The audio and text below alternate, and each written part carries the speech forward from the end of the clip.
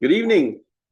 I'd like to welcome everyone to our Clovis Municipal School Board meeting. It's nice to see a full house. Anxious to hear all the good stories and everything. So with that, we have a roll call, please. Yes, sir. President Cordova, Here. Vice President Hamilton, Here. Secretary Martin, Here. Member Osborne, Here. Member Weigel. Here. Okay, we do have a quorum at this time. Mr. Martin, would you lead us in the pledge and salute? Yes. I pledge allegiance to the flag of the United States of America and to the republic for which it stands, one nation, under God, indivisible, with liberty and justice for all. I salute the flag of the state of New Mexico, the sea symbol of perfect friendship among united cultures. Thank you, Mr. Martin.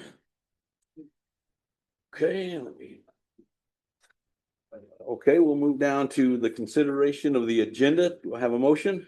I'll make a motion to approve. Motion by Mr. Hamilton, I'll second. Oh, sorry. second by Mr. Weigel. All in favor? Aye. Opposed? Motion carries. All right, we'll move down to the consideration of the minutes, approval of the minutes. Do I have a motion? I move to approve the minutes from the 3/24/26 meeting. Got a motion by Ms. Osborne, I'll second. second by Mr. Hamilton. All in favor? Aye. Opposed? Motion carries. Okay, we'll move down to the consent agenda. Are there any questions on the Motion. consent agenda?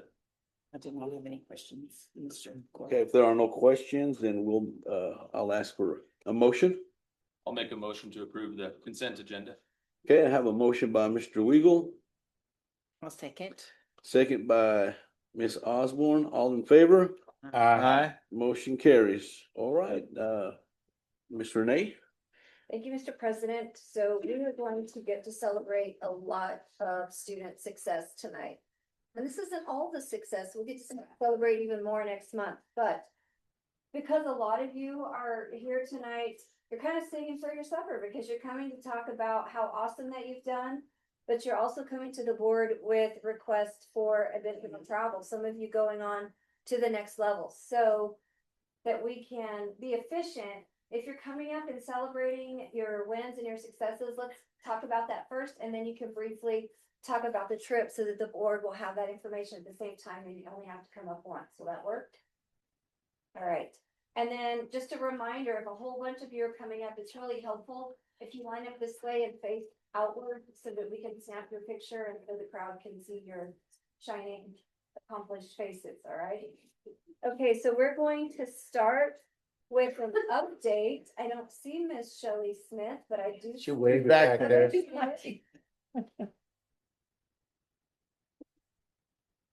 Come on up, Miss Smith, and let's celebrate our amazing shape. Hello, board. Thank you for having us again. I am here to share some amazing news. Actually, I'm going to let these students share the amazing news. It was truly a spectacular time, but I'm not going to steal their thunder. We've shared with 107.5, and I would like to share for you. So we won't ask for anything till next year. So we'll just thank you.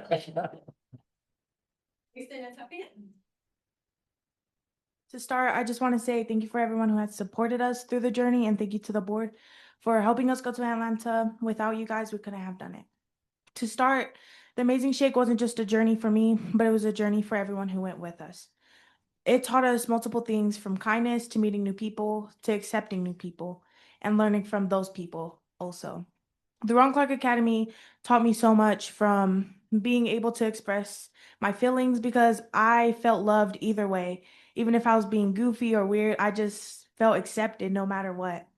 And once again, I just wanted to say thank you from all of the experience. I mean, what you did here, you would have to do 100 times more in Atlanta, Georgia. And I just want to say thank you to everybody who supported us, and thank you so much. It's great, by the way. It's pretty insane. I didn't think she was in fifth grade when I first saw her. I was like, what? But following up on what Sophia said, I do want to thank Superintendent Russ and members of the board for allowing us to be able to go to Atlanta, because it truly was a once in a lifetime experience. And continue to follow up. I do think that here in Clovis, we actually did prepare ourselves pretty well to go to Atlanta. Like she said, when you go to Atlanta, you definitely gotta express yourself times 100. But here, a lot of stuff that we do with the gauntlet and work the room actually came into play really well in Atlanta, whether it be improvising or being able to hold a conversation and give a quality conversation in a certain amount of time. That really did help by practicing here in Clovis. And I think we have a really good thing going. And it made Atlanta just easy to have fun and enjoy the experience. And just, it's a competition. So just have fun and enjoy yourself while you're there. And I think that's a key part in doing well and progressing is if you're having fun, then that automatically opens the door to doing well at the Amazing Shake. And I just want to thank everyone here again for the amazing opportunity to go to the Amazing Shake. Awesome.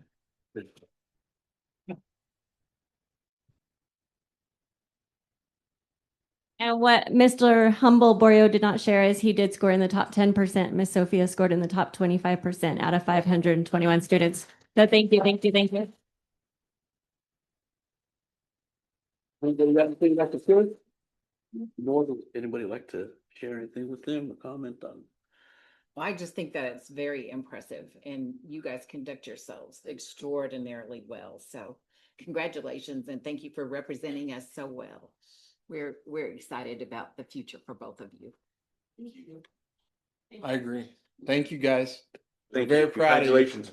Congratulations. To ask Mr. Grayson to remain at the podium. He's joined by Miss Bloomer for yet another accomplishment that he's had since returning from the Amazing Shake, and this is connected to one of the trip requests. So go ahead and turn that over to you.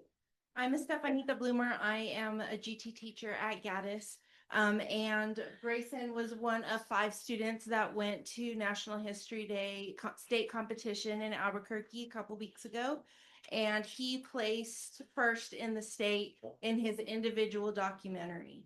These judges were so complimentary of his documentary that some of the quotes on there were, "This is something I would see from PBS. This is something I could see on the History Channel." It was done so well. And Grayson and his competitors did such a great job. But one of the things that they said was they were so happy that he came up, he introduced himself, he was dressed professionally, and they said that they felt important. The judges said they felt important when Grayson walked in that room. I know Mr. Weagle's daughter got to participate last year when she was in GT, and they also give some cash awards, and I believe she also won. Yeah, but she bought us dinner afterwards. Nice. And Grayson actually has the opportunity, and I have the opportunity to attend the National History Day national competition in College Park, Maryland in June. And we would love to be able to go and provide Grayson and with some great opportunities to use his Amazing Shake lessons that he learned. We are also looking at getting to visit Senator Ben Ray Lujan and getting that's set up for all of us that are going to be able to go. So, do you guys have any questions for me? Any questions from the board? Comments? Thank you. Sounds awesome. I imagine Mr. Lujan will be more than happy to see some kids from his state. Grayson, do you have anything that you'd like to say? I just wanted to cover a little bit on what National History Day is. So, no, not a jab to you at all. Don't take it that way. But National History Day is a competition, and every year students are given a theme. This year's theme was reaction, reform, and revolution within history. And in that theme, you are able to participate in a certain category where you can express that theme in whatever you want, whether it be a documentary like I did, or a board, or a process paper, or not process paper, just a paper, or any performance website. And I chose an individual documentary because I love film. I'm a huge Steven Spielberg fan. And recently, after going to New York, I went to the September 11th Museum, and I was really inspired. And I feel like I could really connect this topic with the reforms and the qualities expressed after 9/11 in American architecture. And I just was so excited because the thing about NHD is that you're not given something to talk about. You're given that theme, but you can do whatever you want with that theme. It's more simple than it sounds. And I love that about NHDs because it gives you're able to express what you want to express. You get to research what you want to what really interests you. And I think that's something that every student should be able to do.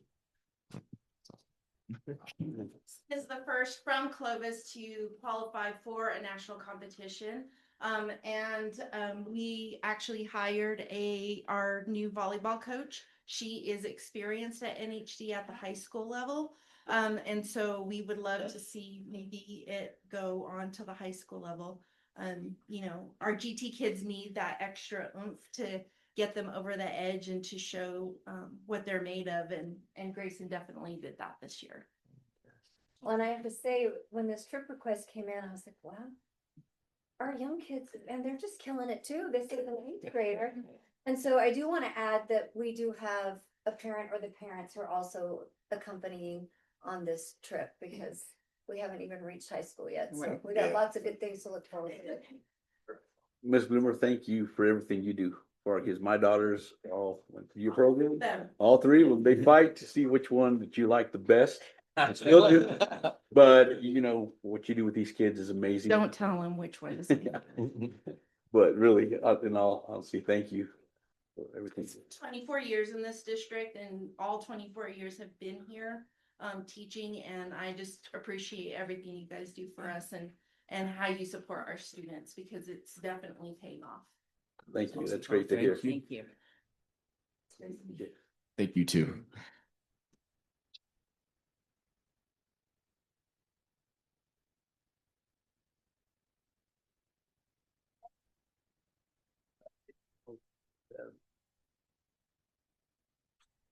Good evening, Superintendent Russ, President Cordova, members of the board. Thank you so much for having me today.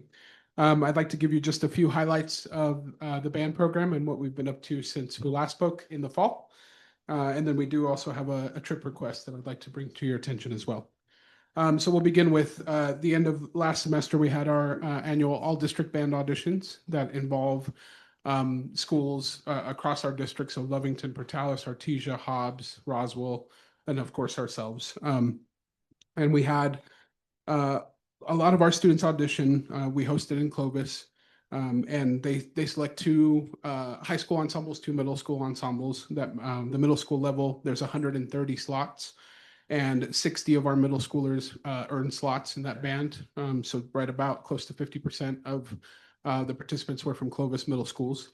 And then at the high school level, there's about 160 slots, and we had 90 high schoolers make the all district band. So wonderful percentages for both of those. We were represented well. And that event took place in Hobbs in late January. And then moving into the rest of the semester, we had our annual music performance assessment. We hosted at our newly renovated Marshall Auditorium. Got a lot of compliments on that from visiting schools, which was wonderful to see. All of our bands that competed there, both high school and middle school, just to give you a background, again, I know some of you are aware of how this works, but you have 3 judges that judge a stage performance, and then you have a judge that judges a sight reading format where they receive a piece of music, and within 10 minutes, they have to be able to read it and perform it live for a judge. And the highest rating that they can get is a superior, which is a 1. Lowest would be a 5. All of our high school and middle school bands that competed, 3 high school bands, 2 middle school bands, all received superior ratings across the board from every single judge. Wow. So it was a huge accomplishment for our district as well. Also, speaking of accomplishments, the growth of the high school program this last year or so has been wonderful. Now with the freshman academy up at the high school, we were able, in the past, it was only possible for us to do about 3 concert bands in the spring semester. We have now expanded to 4 concert bands, which is huge. That's a great sign. And speaking of enrollment, looking to the 8th graders coming up and the marching band and all that fun stuff for next year. This year, I believe we were at about 240 students when it was all said and done. Right now, we're looking at about 285 for this coming season. So very exciting stuff. I'm very excited to see the growth and the retention of our kids And we're just rocking and rolling as we continue on.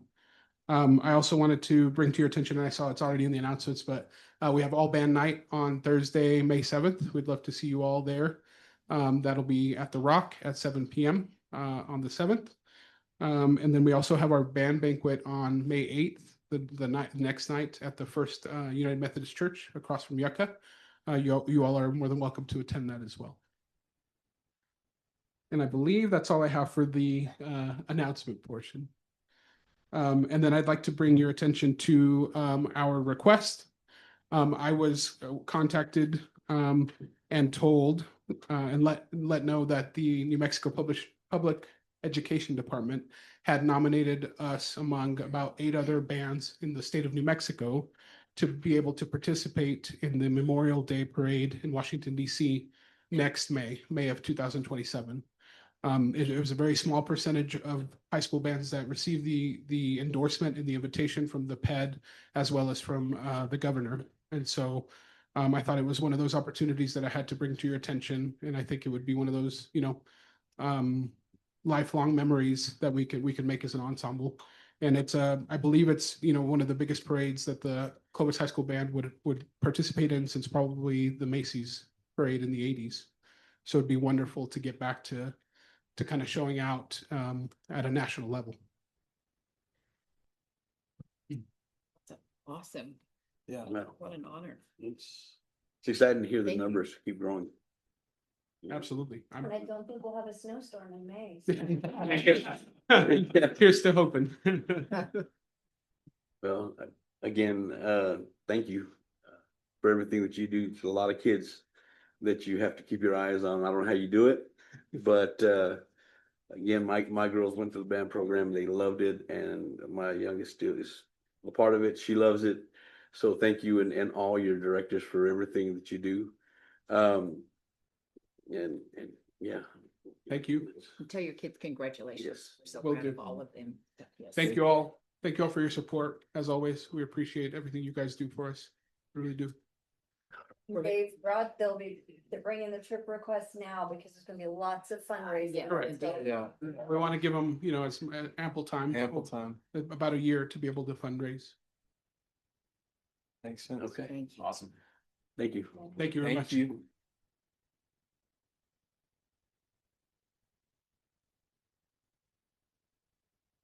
Mr. Lee?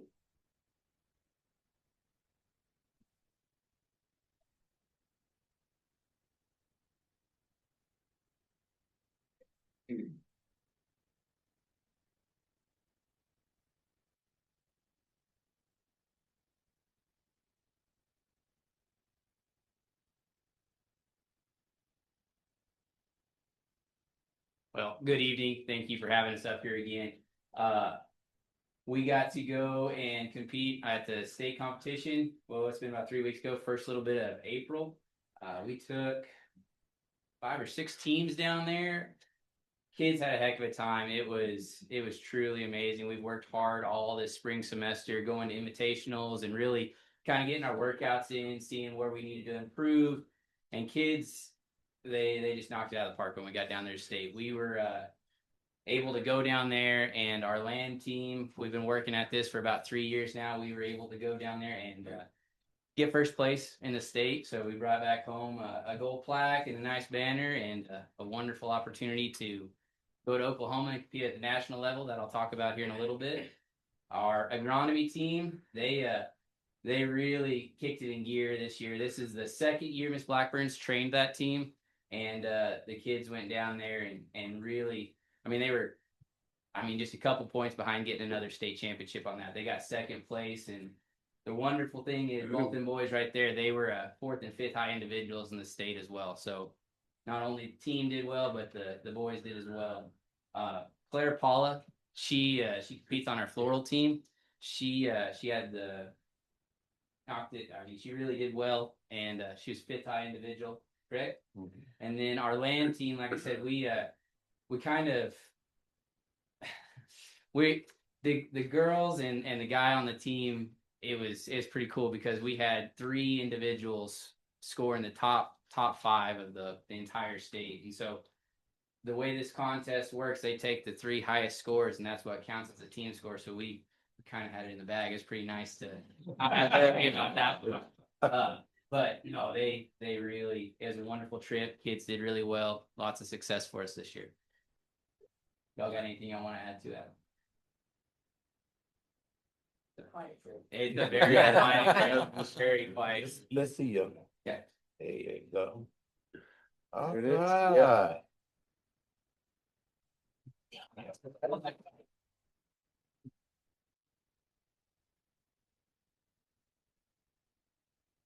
So with that being said, we are asking permission to go to El Reno, Oklahoma.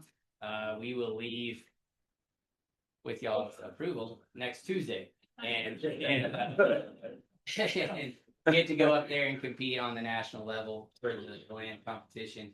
It's a wonderful opportunity. I mean, like I said, everyone, I was looking through old scores from last week. We got teams coming in from North Dakota, West Virginia. I mean, it's truly everyone comes down and brings their best. So very excited about the opportunity to go see where we stand in that. You got your tornado drills?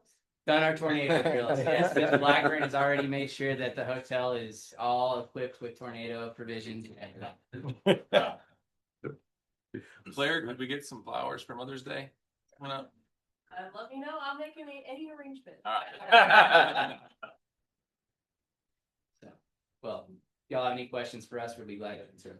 I just want to thank you and Miss Blackburn for the hours, just like all the people have been coming up, that you spend preparing these kids to be the best. So thank you. Thank you. And thank Fantastic. you, kids, for doing it. So it's awesome. Yeah, we're super proud of you guys. Perfect. Thank y'all. Congratulations.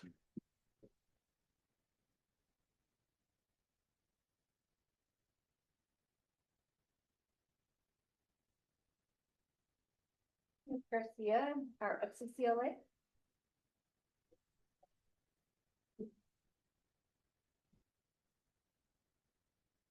I think these are not the quiet ones. Thank you.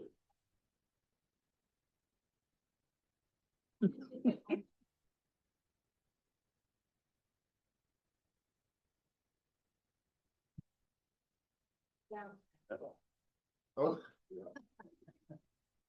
Martha might be good to take that picture. All right. Good evening, President Cordova, Ms. Russ, members of the board. We are Clovis High School FCCLA, and we are here to give you an update on some of the things we've done since the last time we visited with y'all in the fall. Most notably, we did attend our state conference in Albuquerque from March 29th to April 1st, and we had a lot of success over there. So students, of course, were working with leadership development. We had 10 different workshops at the state level that we had our members participating in, ranging from all sorts of topics. So they're learning those leadership skills that they can come and apply back in our communities. We had a really good keynote speaker, Arik Jackson, who gave this message of not letting your past define your future. I've been to all sorts of keynote speeches, national level, state ones. He personally, my second favorite of all time. So I think his message definitely instilled with a lot of these kids. Yes, y'all liked our speaker. So I did serve, I am of course chapter president for FCCLA here at Clovis High School, and I also completed my tenure as state president for Clovis High School, and Jose Llamas completed his term as vice president at the state level. Wow. And we did have 2 officers elected to serve on our state level, being Jose being elected as president for the state, and Miss Isabel being elected as first vice president for the state. So I will pass it over to them to give a little bit of their information on how state conference went. Hello, everyone. So this year, New Mexico had a statewide community service project called Read to Me. So it was a book drive located in Albuquerque, and basically it provides books to low-income neighborhoods. It goes directly to schools and individuals themselves. And this year, our chapter raised 876 books for the state, which was among the top schools in the state to donate. And all of our members donated, right? Right? Yeah. Right. While we were there, we also competed for STAR events, which are students taking action with recognition. So we compete in a bunch of different FCS related events. So FCS is Family Consumer Sciences Education, which relates to all of your home ec kind of subjects. So Ms. Garcia actually teaches clothing, child development, anything related to education, sewing, culinary is what FCCLA is all about. So in these events, they are divided in between state and national events. And so we had 36 students compete in both state and national events. 4 placed with bronze. And these medals are divided in between scores, not so much placement first, second, third. So all of these students that placed bronze got above an 80, 22 got above a 86, and 13 got gold placements, which is a 90%. So these are based on oral presentation and the quality of their projects, such as portfolios. Some of them made trifolds, and they presented them to a group of judges. And then you have different categories. So they place very well among these students. Of these students, 23 who competed in a national event, 19 qualified for nationals in Washington, D.C., which takes place July 5th through 11th. And to address the elephant in the room, we were awarded the state championship for FCCLA this year. So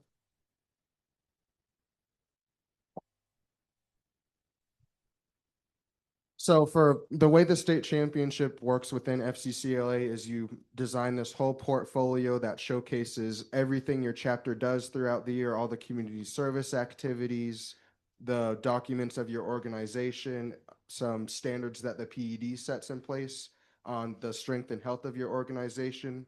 So we go through as a chapter, our officers and Ms. Garcia, we all get together and we design this big portfolio throughout the year. And it's, of course, also based on our competitive event results, both at the state and national level. So we presented that and we were awarded the state championship, which not just this year, that makes us back-to-back state champions. All right.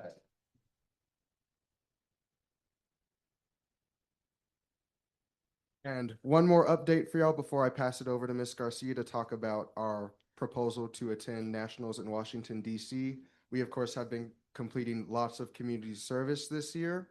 Right now, our total is sitting at 2,300 hours of community service. So thank you guys for your time, and I'll pass it on over to Ms. Garcia to talk about our nationals trip.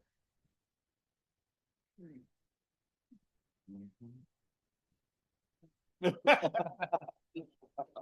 always flips it. I always bring it back. So our trip to, if approved, of course, is to Washington, D.C. This is our first really big trip to Washington. In my 30 years, I've never gone to Washington, D.C. with kids. So this is a really big one, along with it being the 250th anniversary. It's going to be a very interesting trip for the students. We had 19 of them qualify. And so they would really enjoy. And of course, we want them to compete. Last year, we had 4 of our students place in the top 10. So I want to see how many we can get this year. So I bet you can get me. Yeah, but you will. are there any questions? Any questions from the board, comments? Any questions, Mr. Congratulations to you guys. It's awesome. Yeah. State championship. And thank you for all the community service. I see you guys out there all the time, helping everybody out, so. I'd just like to say, David, it seems like every time I see you, I'm either shrinking or you're growing. Oh, Mr. Well, see, there it is. That's Joaquin. Joaquin, yeah. Yeah, I mean, That's all right. yeah. Anything else? Nope. Congratulations, guys. Good job, guys.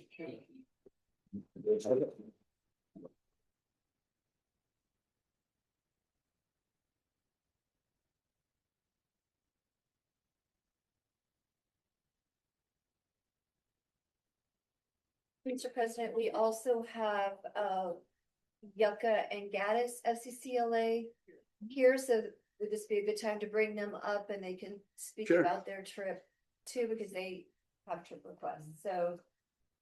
Come on up, please. Got so many movies. It's a thing everywhere. Yeah, they coming up. That's only.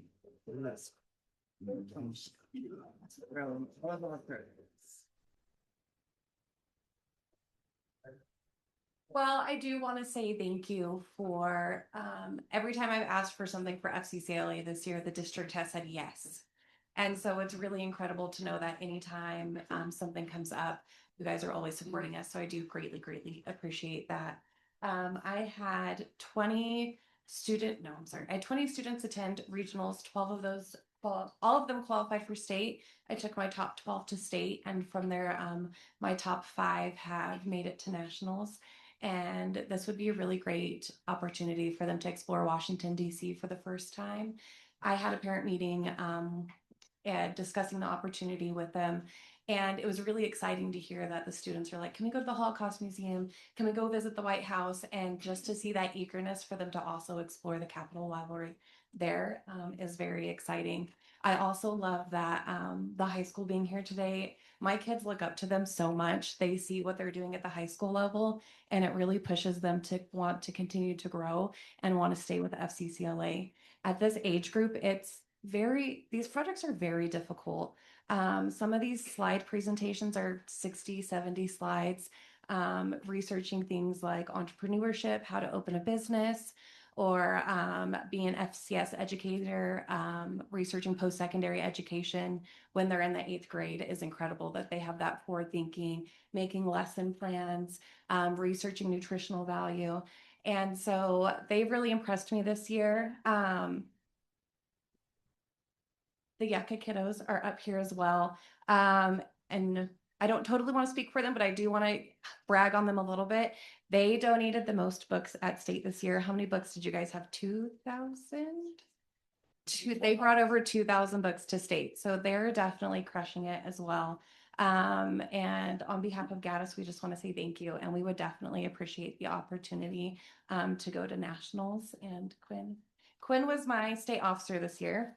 It is the last year they will have a middle school state officer representing FCCLA at the New Mexico level. So she's kind of our last one, but I would like her just to share a little bit if that's okay. So just like Ms. Wiggins said, I am officially the last ever junior vice president of program for New Mexico FCCLA, but I'm also the last ever middle school officer to ever run for New Mexico FCCLA and serve a term, which is very sad, but also like really overwhelming because I'm officially no longer in my term. But it was a really amazing experience to be able to do that and have my support from Ms. Wiggins overall throughout my entire year. She was amazing help for me being able to run statewide. Again, to a little brag on Yucca, they did win for highest amount of books given because we had that book drive, kind of like Jose said earlier for the high school. They did bring the most amount of books for all of New Mexico. So they did really good with that. And I want to brag on them for a little bit with that. We had a bunch of people qualify for nationals, our top 5, including me. We all did really good and it'd be a really amazing experience. I know I'm really interested to be able to do this overall. It's a really big experience for me, and I know I could speak for all of us when we say this, it would be a pretty much life-changing experience for all of us. And I do want to say really quick, thank you guys for all you do supporting FCCLA in general, but also our middle school chapters, because I'm big about membership for middle school chapters, and all you do to help build that is amazing. Thank you. Thank you. Good job. Congratulations.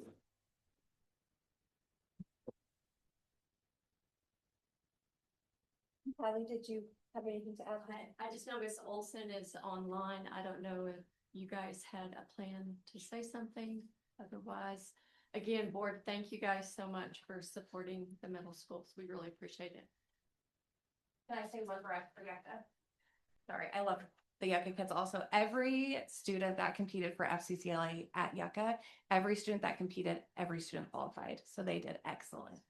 Awesome. Congratulations.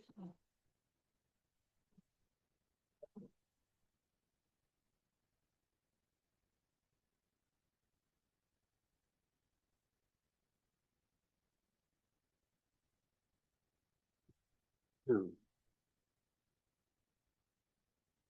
shifting gears to Ms. Cordova with our Wild Cadet.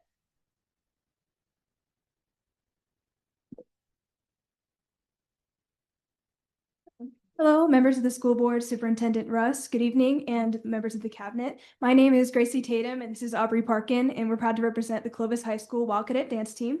This past year has been an incredible journey marked by growth, dedication, and success.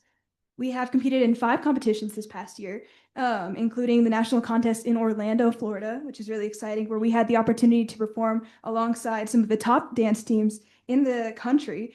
This competition pushed us to improve, work harder, and represent our school with pride. Our most successful competition took place in Amarillo, Texas, which was this recent March, where our team achieved an unforgettable sweep of awards. We were honored to receive Outstanding Team, an award voted on by other teams, as well as the prestigious Wow Factor Award. Given to only the elite programs, we were also named the overall winner across all divisions and earned the academic award for having the highest combined GPA of all teams at the competition. Wow. These accomplishments reflect not only our performance ability, but also our commitment to excellence in the classroom.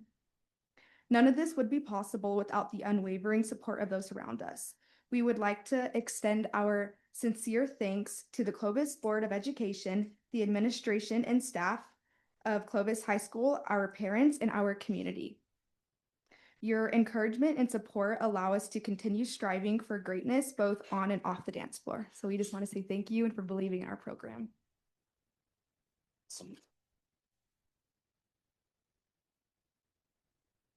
Any comments, questions for the coach or anything? Congratulations. Thank you. I did want to clarify that his girls are also my girls, and our girls went through all of these programs, not just his. But it's fine. It's good. See that right there? Who's doing dishes tonight? See that? We just really appreciate, all of these trip requests coming through. You guys have always supported us, and we appreciate that so much, and the opportunities that it gives these kids to travel the long distances and to compete and to do all of the things are just, like, as one of the kids said, life-changing for them. And it's, when we come back and we do Wild Cadet reunions and coach, that was the greatest trip ever.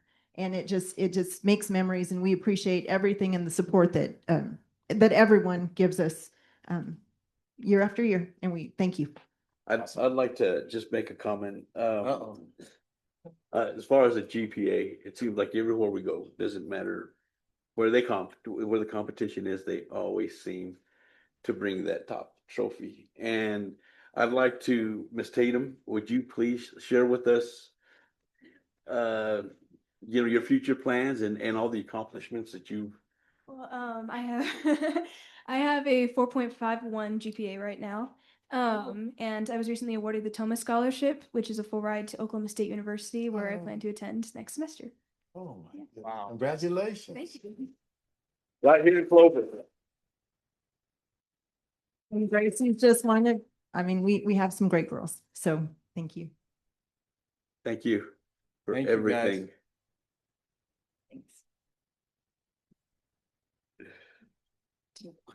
One more. Bring our power. Think so.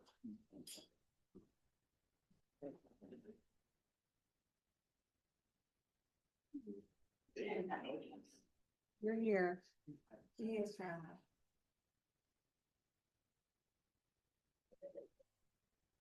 Good evening, Mrs. Russ and board members. We just want to thank you for having us here this evening. This is the Clovis High School powerlifting team. I'm going to let 2 of them go ahead and start talking before I kind of take over. I'll let them speak a little bit. Hello, my name is Emily Vetterly, and I'm a senior from Early College High School, and I'm also a member of the Clovis powerlifting team that competed at state this year. I want to start by thanking Miss Russ and the school board for supporting our team and giving us the opportunity to represent Clovis High School. Powerlifting is built around 3 lifts: squat, bench, and deadlift. Each lifter gets 3 attempts at each lift, and the best successful attempt from each one is added together for a final total. The total is what determines state qualification. To make it to state, you have to finish in the top 8 for your weight class across all 5A. That means our lifters were not just competing against athletes at one meet. Their totals were compared against lifters from across the entire state. Each person who qualified for state was one of the 8 strongest athletes in their weight class in 5A. This year, our boys had a great showing at state. Andrew Escobedo placed 4th, Landon Ochoa placed 5th, and Christian Ochoa placed 7th. Our girls also represented Clovis well. Hope Butterfield placed 4th, Elizabeth Anaya placed 5th, and Nat Munoz placed 6th. I was also honored to finish as state champion. What makes this team's success so special is that it took months of training, early mornings, hard practices, discipline, and lots of mental toughness. We are also very fortunate to have coaches who invested so much time into us. They pushed us, encouraged us, corrected us, and believed in us, even when we were not sure what we were capable of. For me, the past 3 years in Clovis powerlifting have been some of the best years of my life. I have been to 3 state championships, but more than that, I have gained friendships, confidence, and memories that I will carry with me for long after high school. Thank you for supporting Clovis powerlifting and allowing us to represent Clovis High School at the state level.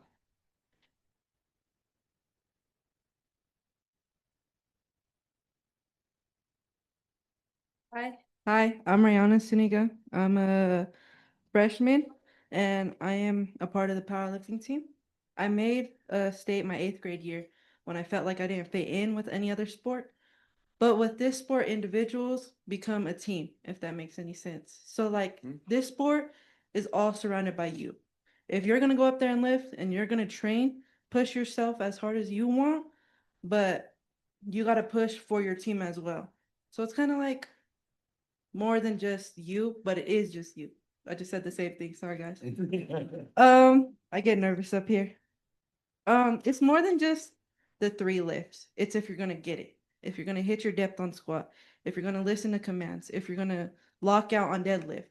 But even then, you gotta work you gotta work on your techniques. You gotta fail so you could succeed. And for me, I did end up going to state, but I bombed out last minute. So that was kind of a bummer, but now I know what I get to work on next year. And I'm so glad to have all these people as my friends because like I feel more welcome and more comfortable because they push me every day when I don't want to put the weight on. And you got to be comfortable with being uncomfortable. You got to wear them singlets. You got to freaking sweat in there. You got to just, it's so nasty, but you know.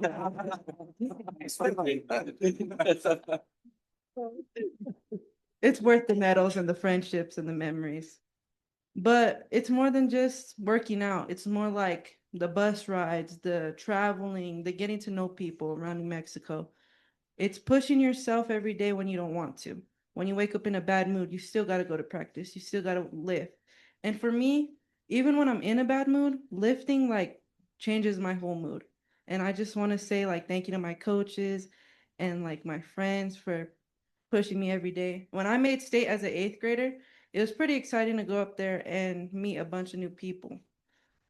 And when we had like 4 meets this season, and there's 1,200 boys that competed at state, and we had 3 boys compete from our division here.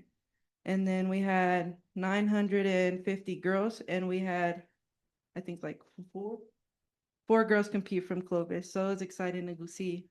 And it's more, you can't explain the feeling. You got to be there to understand it because it's just so wonderful to be up there, see the lights, get under that pole and know that you want to live that day. I don't know what else to say. Thank you guys.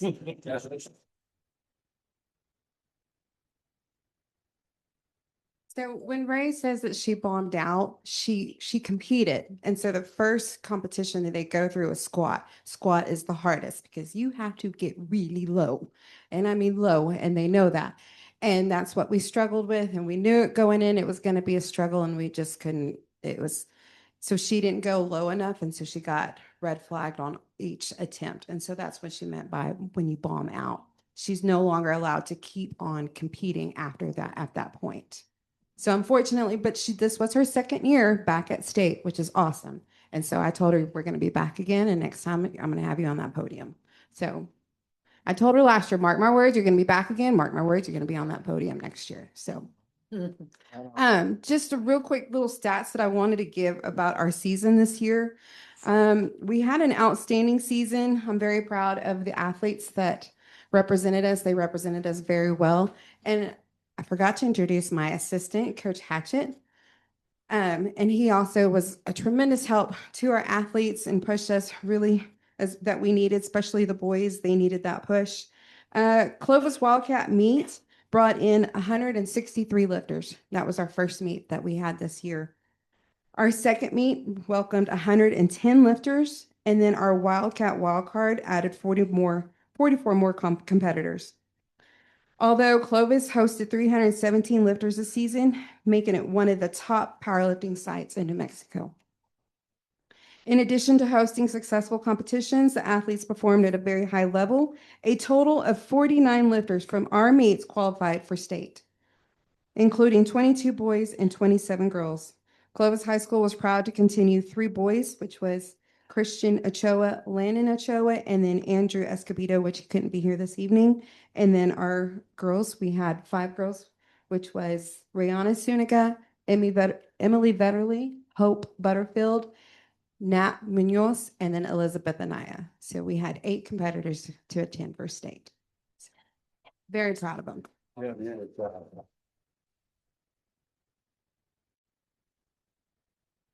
I don't think they're asking to travel. I think We could come up with a somewhere. I think Mr. Martin wanted to work out with you guys. We offer to anyone to come in and lift. I don't want to get embarrassed. No, never. They will take you on. They will help you. Yes. I just want to comment on young lady said, she bombed out, but now she's mentally ready to get back after it. And that's important, not to give up, to keep on going. Mhm. And that's really something. And wish you all the best. Yeah, that's keep on going, girl. I Never forgot give to up. mention Matthew Ochoa. He was one of our managers at the state meet. And if it hadn't been for Matthew, my math was not mathing. At the end of the day, by 6 o'clock, I was already worn out, and he helped me tremendously when we needed to figure out totals to get some of these athletes to place. And so he was one of our, he was a tremendous help for me and Coach Hatchett. So, Awesome. All right. Everybody. thank y'all.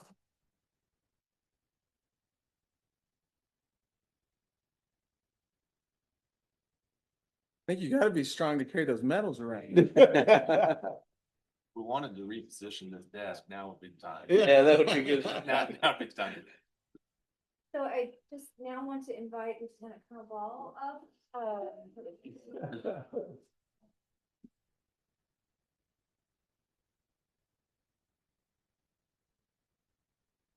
We're moving into the trip request portion. Good evening, ladies and gentlemen. I will be speaking about our trip request to Summer Leadership Camp and also a little bit about our physical fitness program. These 3 cadets here, I'd like to brag on them a little bit first. Cadet Matthew Ochoa, he is our resident expert on Summer Leadership Camp. He attended the basic camp 3 years ago, the advanced camp 2 years ago, and then last year he was selected to be on the staff of the camp, and he served as a cadet training instructor for the camp. So he knows all about Summer Leadership Camp. He's well versed with that. And then Christian and Landon are both very well versed with our physical fitness program. We just last week completed our end of year physical fitness testing All three of these cadets earned the Gold Star Award, with Landon and Christian maxing it with 100 points, which is very challenging. The test consists of 1 minute of push-ups, 1 minute of sit-ups, and a mile run. And these two guys maxed it. So they can answer questions on our physical fitness program. As far as our trip request, Summer Leadership Camp is held each summer at Hardin-Simmons University in Abilene. There's approximately 26 different high schools from Texas and New Mexico that participate in the camp, with over 500 cadets. This year we have 14 cadets lined up to go, 6 for the basic camp, 6 for the advanced camp, and two cadets who are going on staff with us. I will be working with the basic camp, returning in my role as the lead drill instructor and Senior Master Sergeant Kilcullen. He will be on the staff with the advanced camp. Our cadets go through the paces for the week. They do room inspections, uniform inspections. They have sports, team sports every night. They have PT every day. They have drill. They have academics. They have testing. And it is somewhat of a stressful situation for them. Nothing like boot camp, but they do experience some anxiety, and it's a real growth experience for them. They are cell phone free for the entire week. So that's a growth experience for them also. But as you know, physical fitness is a major component of the JRTC program. Our cadets PT every Friday. They start the year off with a PT test at the beginning of the year, have a PT test at the end of the year, and when they go to summer camp, they are given a PT test at camp, which counts toward their rankings. So physical fitness is very important to us, and we would ask for your help in that area. We currently are encountering policy where JRTC is prohibited from using the high school track and football field, and which is disheartening for me and for our cadets. And it's also a bit puzzling for our Air Force parents who have had their kids in JRTC in Germany, England, Japan, Florida, Texas, all over the world, where they've seen their cadets regularly use the high school track and the football field. So we would just ask that that policy be looked at, and if you could help us out with that before the next school year, we would ask that we be allowed to use the football field and track for our weekly PT. And if you have any questions, though, about camp or our physical fitness program, these gentlemen will be happy to answer questions. Does you have anything you'd like to add? Right. All right, so this camp that we're trying to go to this summer, I think it's very important for the development of our cadets here at the high school. Without this camp, I don't think I would have been able to have developed the skills to lead us to a 93% on our unit assessment. And combining that score with 18 hours per cadet, we are in the running for the first Distinguished Unit with Merit Award in Clovis history. And we'll find out whether we get that in the next few days. Just the camp is a huge part to getting the skills to be able to achieve that. And you also get friendships that last for like forever. You'll go to competitions in Texas, like 6 hours away, and you're just gonna know people there. They'll be like, "Oh, hi, CTI Ochoa." Like they're just so excited to see you, and I think it's really important for cadets to be able to do that. Thank you. Thank you. I would add Matthew is enrolling in the college ROTC program at Texas Tech University, which is my alma mater. I didn't steer him toward that, but he picked it. And we're really excited for him on his path to commission as an officer into the Air Force. Yes. Does y'all have anything like that?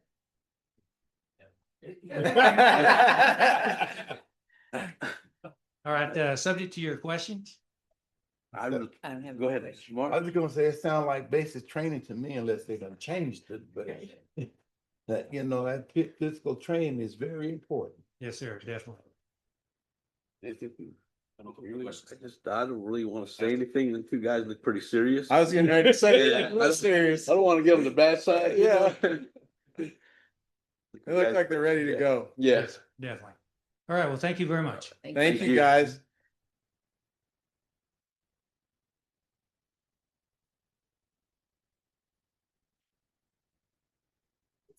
Okay, But so. we don't hear information about all of the trip requests, so you wanna take those together. Yes. Yeah, I think it would be nice. Yeah. First of all, I'd like to comment on all just the great students we have.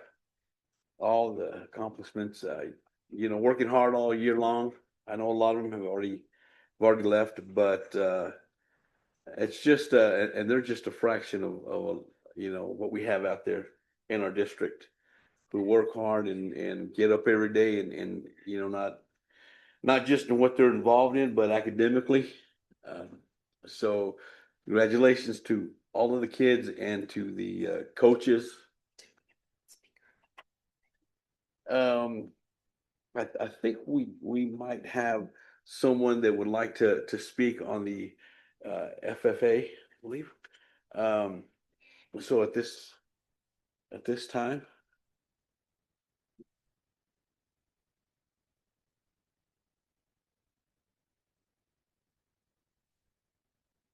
Thanks for letting me speak. I'm a little nervous, but first off, I do want to talk about the FFA. I want to talk about that guy, Jay Bird. Oh, you'll be here a long time. No, we go down the road a lot together, and we have lots of arguments. And he finally sees it my way. But Me too. But I want to congratulate you on a good career, and I wish the guy behind you very good luck. But yeah.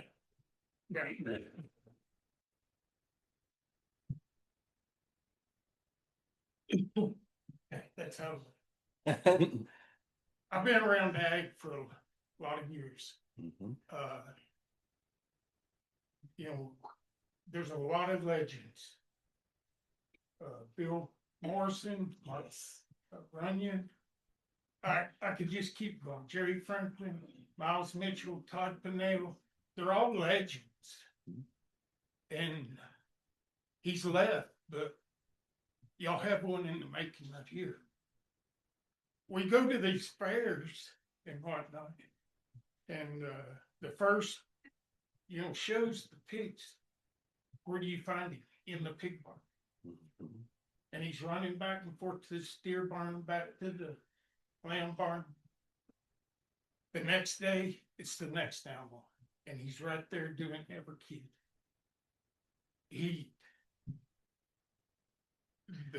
The love that guy has for the kids is pretty unbelievable. Like I said, I've watched a lot of legends made, and I think he's one of them. So do what you can to keep him. And I know it'll be hard, but y'all can do it. So, but he's a good man. The kids respect him, and that's the first thing they have to gain is the respect of the kids. And it don't matter if you're a coach or a teacher or whatnot, but you have to have the respect of the kids, and he's got it. So, and he's taking my granddaughter. Thank you. Thank y'all, and congratulations, but we'll go down the road. Okay, before you leave, I wanna say thank Yeah. you for the concern of the program and the kids. I've been here a long time like yourself. I've seen many of them come and go. Mr. Lee is doing fantastic. Oh, he is. And Miss Blackburn. And Miss Blackburn. Yeah. And everything. And It's his team. yes. And Mr. Brady, I know it's not roasting time, but How could you leave us? Thank you so much for those comments.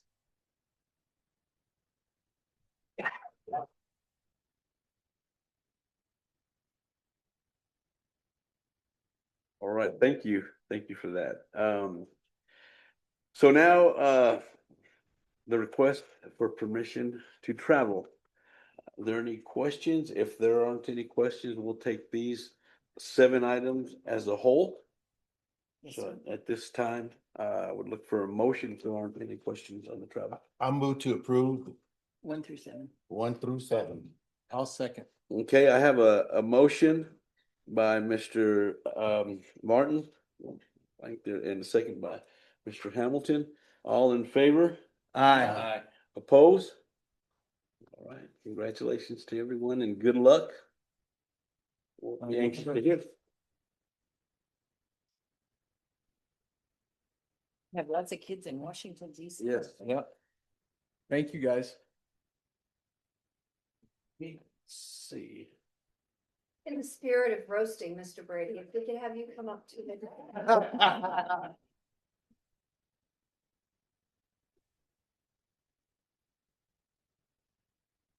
A couple of months ago, we brought our recommendation to you, as we do every year, for nomination for the School Board Association Excellence in Student Achievement Award. And just as a reminder, we have so many educators that we could give this award to every year. But one of the pieces of criteria is district-wide impact. And so tonight, we want to honor Mr. Brady for his extraordinary career and lasting impact on the students of Clovis Municipal Schools.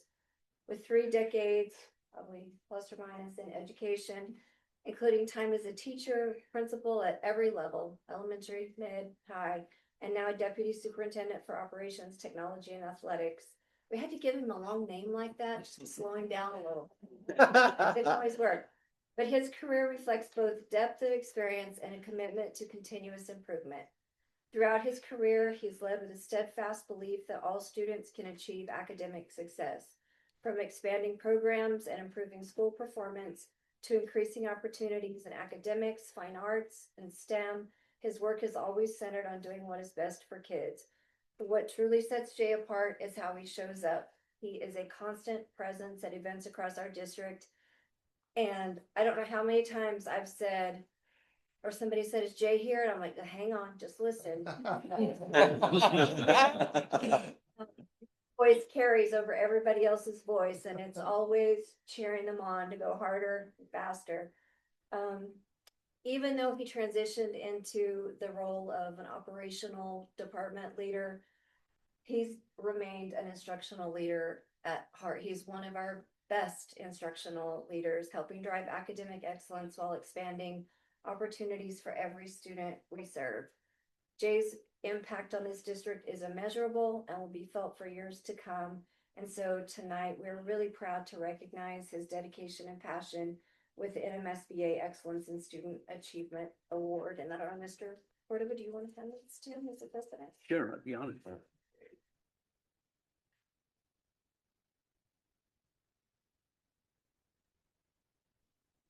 Brady, my honor.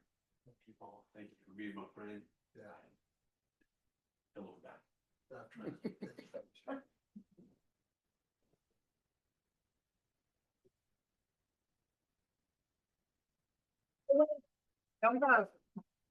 I just have to tell you that I have known him since he was baby Brady teaching at Highland. Yeah. I have seen his success at every level. And when Miss Russ says he's an instructional leader, we all know how important that was and how you just embraced that and you were voracious about it. And kids are better off for it. So Thank you. thank you. Can I say something? Yeah, Sorry. nice.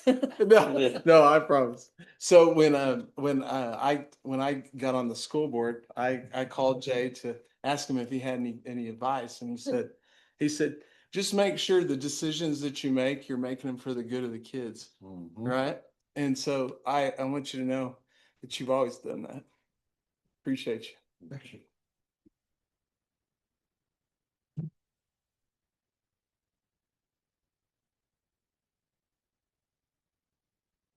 You got Come on, that was the worst. it. I'm sorry.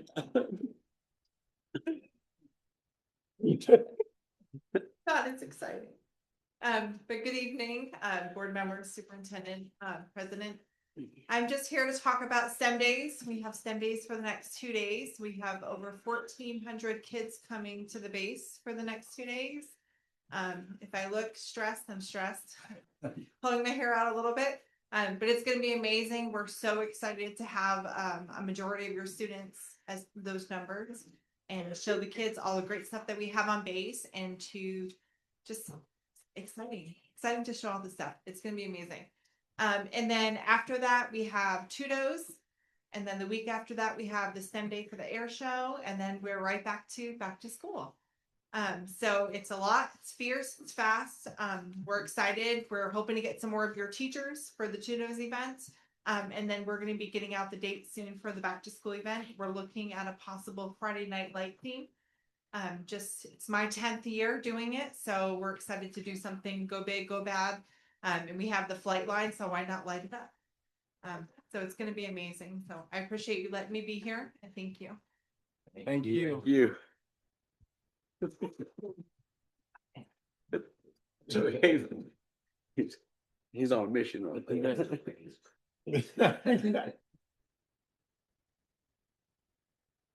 Okay, and my last item is brief. I don't know, Sarah, if you could just pull the strategic plan up out of the portfolio. I think you all have a copy. This cake baked for a long time before it came out of the oven. But I just wanted to put the final copy. It's been a labor of love between a group of people. The list of people that were on that committee is, I think, towards the back. But we're just really proud of the product, and we're already working the product, and it's been exciting to introduce it to groups of teachers who have said, hey, we're doing this, hey, we're doing that. And so I just wanted to bring the final product to you, and we'll start bringing probably quarterly updates to you with measures with those actions that are found inside. But I just wanted you to see the final product. It really did happen. I want to thank you for all the work that you did and the inspirational leadership that led to this. Because, there were some interesting conversations. So There were it is a work great of love. conversations, though. It truly was a team effort. This room is filled with people who Yes. contributed towards that. Yes. So there you go. And that's all that I have, Mr. President. Wow, that's pretty impressive. Just again, seeing all these kids, all the commitment and dedication from their parents, the teachers, the district, all with one goal in mind, and just to try to make a difference in the kid's life. And see the kids being able to compete at a national level, and and academically as well. The most important thing, it's to go to, Miss Tatum, full ride, from here in Clovis. And she's just a fraction of what we have out there. All our kids are just hard workers, and but it takes a district, and it takes a leader, and you are you navigate this ship. And so, cabinet and everyone, thank you for your hard work. Okay, we'll move forward. Let's see here. Ms. Nagerville? Good evening, President Cordova, members of the board, and Superintendent Russ. I'd like to start this evening by asking Ms. Laura Adkins to the podium. She's going to share information about our federal grant applications. And then immediately following, Melissa Wynn is here to share some successes with Early College High School. Thank you. Good evening, Superintendent Russ and board members. We are here to present our federal grant applications. There's a team, Corey, Andy Carpenter, PD Davis, Heather representing IDEA. This year, the PED put together what they called a unified grant application. And that means everything gets piled together and we all have to sort through and do our part as well as collaborate. So that was a really unique opportunity for us. We spent a lot of time training on how to fill out this grant application.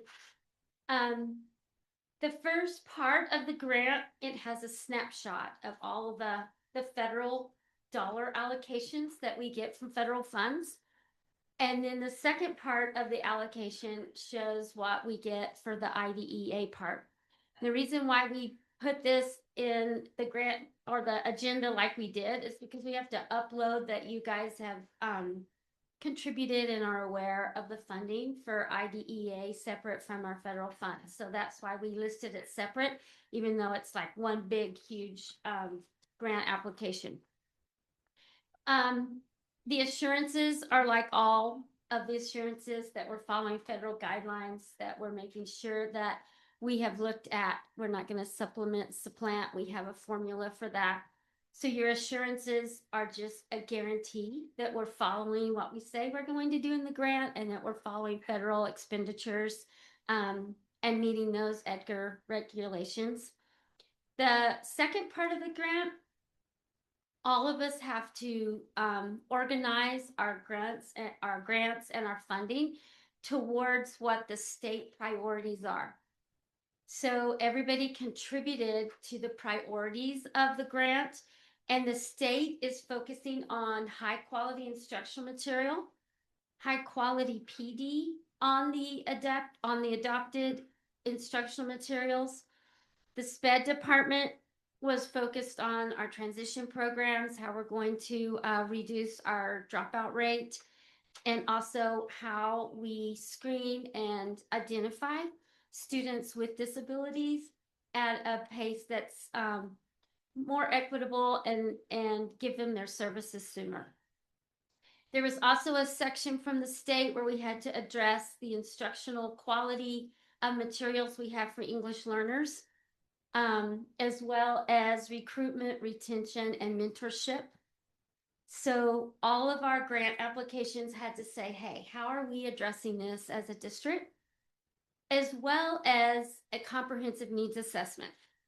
So the comprehensive needs assessment, we totally aligned our desired outcomes to the strategic plan that Mrs. Russ presented to you tonight.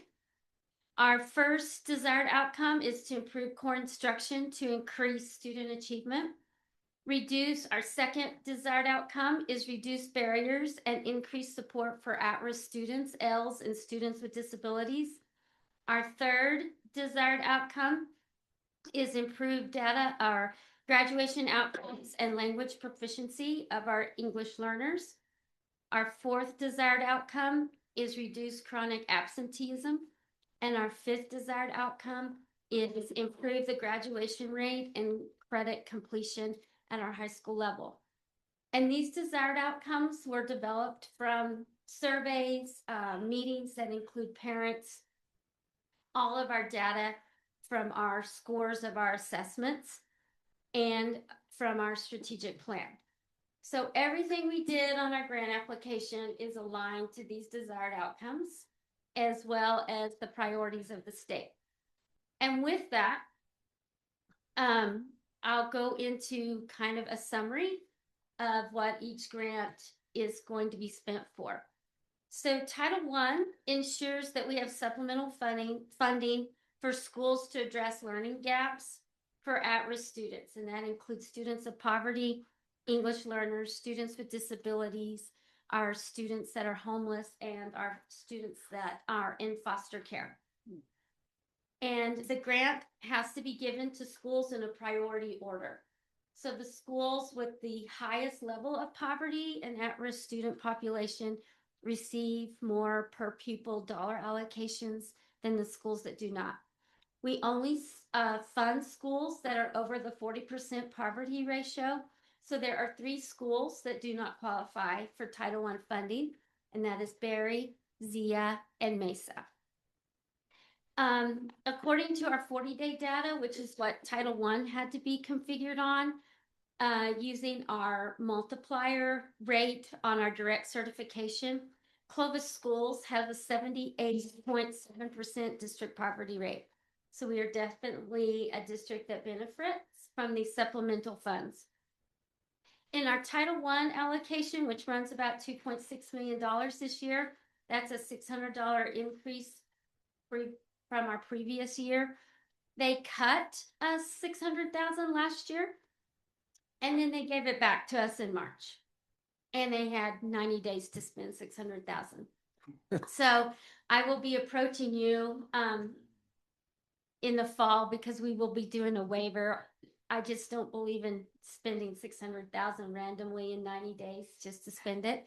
So because we will not be meeting our 15% carryover ratio, we'll have to put in a waiver request. We can only put in that request every 3 years. And so I have to wait till the 26-27 year to put in that waiver. The current budget that we have right now, 69.4% will go directly to the schools. And so the schools will be spending that on, the majority of it goes to their family service team, their social worker, their community health worker, and community or family engagement liaison, our McKinney-Vento liaison, and transportation for those at-risk students. The schools also usually at the elementary level fund an EA interventionist to help close those learning gaps. Several of our schools have after-school tutoring. It also funds our Student Success Center at our high school to help with that credit completion. We have some district-wide school-specific PD that comes out of that. And then they spend at least 1% of their allocation on family engagement activities. Outside of that, 0.5% goes to our homeless and foster care program. 0.5% goes to district PD. And then we have about 13% that runs the whole federal programs department, your bilingual coordinator, your immigrant liaison, the executive director, our bookkeeper, and our admin assistant, as well as risk management. 7% of this grant goes to indirect cost. And that is a brief summary of what your money for Title I is going for. Any questions on the Title I portion of the grant? I don't think so. I'm going to cover Title IV for Mr. P.D. Davis because he is out on a professional development trip. His grant is around 200 and something thousand. He is spending his on 3 priorities that the state allows that grant to be spent on: well-rounded education, safe and healthy schools, and technology. So a lot of that is a focus on behavioral needs, restorative justice, technology, things that help, again, supplement students, funding to supplement students to close learning gaps and to support that. Any questions on Title IV? No. Title III comes in at around $99,000. This grant totally goes for an English learner instructional coach that we added about 2 years ago. This person is doing an excellent job working hand in hand with those teachers on really applying those language supports so that students develop English language at a higher rate. That is really important to us because there's a whole new cut score this year. And so they are aligning the access test that those kids took to a higher standard of just English learning objectives. So this year it will be the first time, and it'll be our base score because we can't compare it to the past because it's a whole new exam. So it's been very important that we've been out there working with teachers to understand the new criteria and the language usage charts that they will be aligning to for their instruction. So that grant goes totally to her salary and benefits. Any questions on Title III? I had a quick question on that, Miss Atkins. Uh-huh. Is that just at elementary level or is that through middle school? K-12. Okay, okay, K-12. thank you. The last grant that I helped support was our IDEA grant. And Heather will be here in the future to update you on all of that. None of our grants this year, the PED included any of our carryover budget. And that is a real disservice because then July 1, there's things that we fund through carryover that it's just not there right now. So we're all waiting on those dollars to come in. And that's just something that happens sometimes in a year. And so what we did on IDEA is we spread out the money based on the previous grant and expenditures so that come July 1, everybody's funded and all of the different line items like supplies or assessments for child find, all of those positions as well as materials and supplies have money allocated to those line items. And we can start operating July 1 with her grant application in case they still don't have our carryover ready. So with that, to answer any Title II questions will be Miss Mandy. Thank you. So in our office, we cover Title II and we cover the RLIS grant, which stands for Rural and Low Income Schools. Clovis, because of its rural location, qualifies for additional federal money to help us attract teaching staff and to keep the retention and as a key component for salaries, and we can help supplement salary. So for this year, Title II, the budget focuses heavily on recruitment, retention, and professional development. Key investments that are in the budget are going to be mentor stipends for new teachers, district-wide professional learning. We're helping support the instructional department through math professional development across the district. We also provide resources to our new teachers with the New Teacher Academy with Teach Like a Champion. It's a book study that we take them through during their first year of teaching. And then we also provide TESOL certification. We offset the cost for teachers that wish to extend their learning at Eastern to get those extra certifications. And then also through instructional coaching to have additional staff on site to help professional development of teachers inside their own classrooms as real time as they're teaching their classes. The rural and low income budget proposal prioritizes hard to fill staffing areas. For instance, we pay a set dollar amount for any science or math accredited teacher that has a class that they're teaching for graduation credit. They get so much per course that they teach because math and science certified positions are hard to come by, even though we're sitting pretty good this year. But in years past, it's really helped us. Also, we help add to the special ed hard to fill stipend. We match the instructional, the 11,000 budget code so that we can give $6,000 to our special ed teachers that teach in special ed classrooms. That helps us recruit and retain highly qualified staff. They directly support our district goals in strengthening educator quality and supporting new teachers and maintaining strong staffing levels. We remain committed to using these federal funds appropriately. So I stand for any questions on the staffing portion of the federal grants. Any questions? No, sir. No. Just a Thank you. comment is like, I wondered what it was like, but just hearing you guys did a really nice job of like, it's a really cohesive plan. So, and I heard it was a lot of work. So thank you.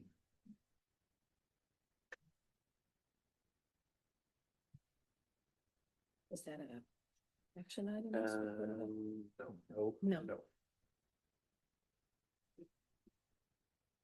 We have College High School. Good evening. My name is Arav Gariwala. I also go by AJ.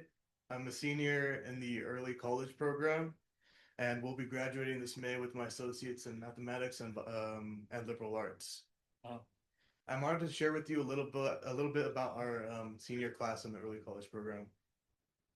Early college has 75 seniors that will be graduating with Clovis Community College on May 15th, earning at least one associate degree or industry credential. Of these graduates, 12 will be receiving a degree in mathematics or biology. Additionally, 22 of the 75 students will graduate with honors from CCC. Overall, the early college class of 2026 has an impressive 90.3% of seniors completing a degree or credential through CCC. As a representative of early college and a student who has been in the program for 3 years, I would like to take this opportunity to thank Mrs. Russ, the CMS administration, and the CMS Board of Education for providing Clovis High School students with a extremely valuable opportunity. My time at early college has allowed me to study and focus on what I value most, and I am truly passionate about. Thank you for investing in students like me by creating and sustaining a program that serves the unique needs of some students that want and need something different than a traditional high school experience. Any questions? Questions? Congratulations on your accomplishment. That's great. Thank you. To be able to graduate with that. Yeah, I really appreciate all the. Where are you going next? Next. What's I'm next? planning to go up to the University of North Dakota. Cold there, you know. Yeah, every person I've told, they're always like, it's cold, and yeah, I'm ready for it. Hopefully I'll get used to it. But I'm planning to major in commercial aviation. Planning to go be a commercial airline pilot. It'll take a little bit, but that was my ultimate goal and dream really in life. Planning to double major in UAS, which is like drones. So they have a really good aerospace program up there. So Right on. Good for you. Could I get your name again? Arav Jariwala, or I also go by AJ too, just easier. I think you should go with that. AJ. Yeah, just say AJ. Oh, you gonna walk across the stage, I'm gonna hand it to you. Yeah. Arav or Arav, AJ. Yeah. So I go by multiple things. Okay. What can you tell us about Miss Wynn? I'm sorry. She's the best counselor. Yeah. Best counselor. She's blessed me with opportunities that I never would have had without her. I don't know what I'd do without her, really. Congratulations.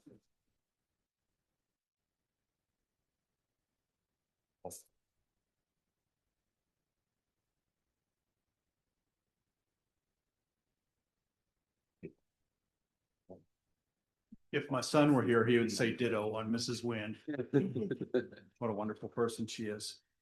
I bring to you President Cordova, Superintendent Russ, members of the board, the employee services report and open positions report. We're still in excellent shape, especially for this time of year when people start making their decisions about what they're doing next year. So I stand for any questions on that. Do you just feel like you start over all the time? Like bailing out a boat that has a hole in it. Sometimes it feels every now and then. I also have a consideration item. We do have a leave of absence. I just wanted to say that on this one, it's an ed fellow that is going to need to do a residency. So this is an educational leave of absence. And then more than likely will return to be a great teacher for us. And so we'll have another one of these next board meeting, but this is a consideration item. Are there any questions? No, sir. If not, I will entertain a motion. Second. Motion by Mr. Hamilton, a second by Mr. Martin. All in favor? Aye. Opposed? Motion carries. Thank you very much. At this time, we have Mr. Corey Pickett with our fine arts application. While he's coming up, I'll tell you that over the past 7 years, I've always tried to kind of look at April certified teacher openings. And if I remember, I think in like 2019 pre-COVID, about this time, we had 35, whereas on what he just presented you, we have just 15. And just last month, that was at about 2. And of course, then that rose and peaked during COVID, so it's just really remarkable. The It is. boat's not losing nearly as much water as it used to lose, so. President Cordova, members of the board, Superintendent Russ. This evening, I want to share with you the FAEA grant, which is the Fine Arts Educational Act Grant, which is the grant that the PED awards districts for K-6 fine arts. And this year, we used the grant for CCC outreach. A lot of the concerts that CCC put on, they put on for our kids. And so we bust them over there for that. Teacher professional development, field trips to Eastern New Mexico University for play productions.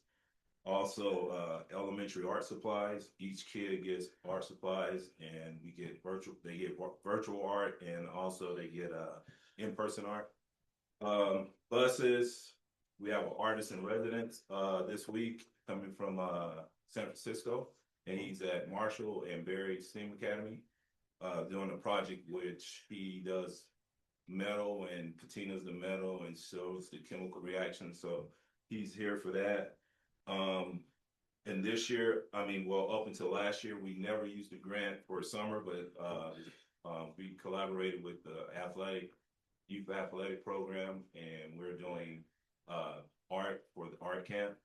So I have to save a lot of money to pay those teachers and buy art supplies for the camp as well. So last year we got 1.4 million and for 3,400 students. And this year I think we'll be around the same for that. And it's just a great grant, and the music teachers really benefit from that. Some salaries. It's just a great grant to make sure all our kids get from K-6 get as much art as possible. So I stand for any questions. Any questions from the board? I agree. It's a Great program. opportunity for our kids. Yeah. Thank you for doing that. Thank you. Thank you, Thank Mr. you. Pickett. Okay, we'll move down to financial matters. Ms. Heather? Good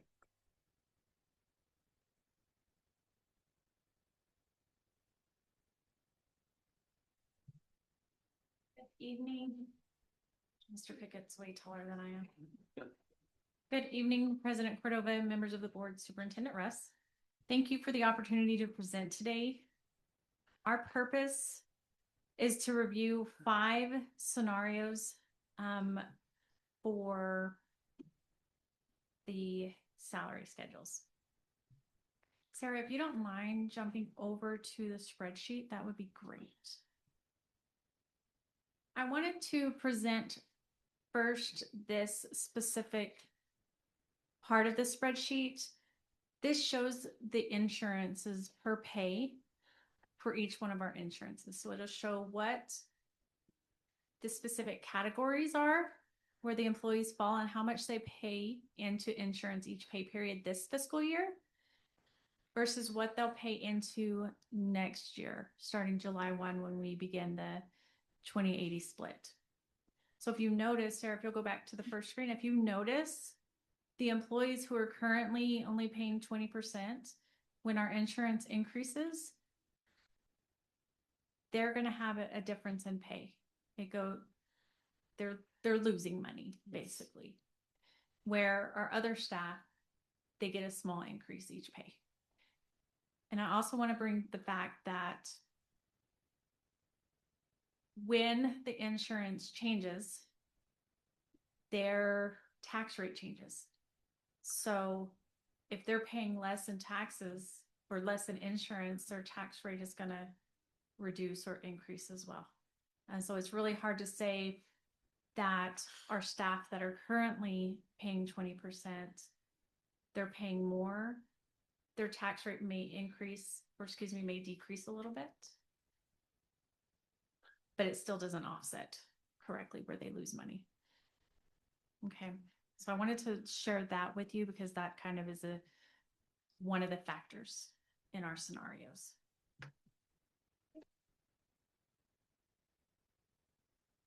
Sarah, you can actually probably just stay on. if you'll go to the instructional nursing tab, I want to start there. And so I want to tell you how I kind of worked these scenarios. They were by two specific factors. One, the rising cost of insurance. And two, we wanted to kind of stay as competitive as we possibly can for our staff. We know that the state set an average of 1%. So if you notice within this salary schedule, this is our instruction salary schedules. I tried to focus keenly on instructional staff because they have the direct impact of our students. I focused on the employees who are currently paid under 50,000 because they're going to feel the most in the insurance increase. And then administration, I wanted to keep that where it was competitive, but on the lower end. I wanted to ensure that our approach was equitable, strategic, as well as aligning with our priorities within the district. So these 5 scenarios represent a full spectrum from a minimal change to a significant investment. One of the things that I kept coming back to is how do we best support our employees without creating a long-term financial strain on our district. So if you look into our instructional nursing salary schedule, I have it broken down per percentage on how much each one would rise. So on scenario 1, if you notice that that's going to have about an average 0.2% in that one. So that's kind of on the really low end. In scenario 3, it's about a 0.3% average. And I apologize, I think I said scenario 3, but that was actually scenario 2. In scenario 3, we have a 0.5% average. Scenario 4 increases to a 0.8% average. And then scenario 5 is a full 1%.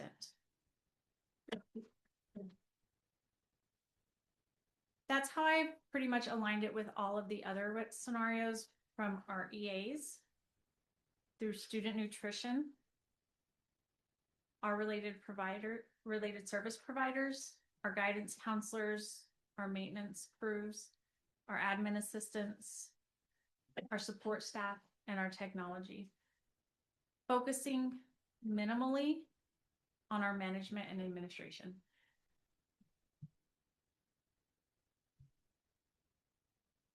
The lower scenarios, they minimize costs, but they do very little to address any of our retention.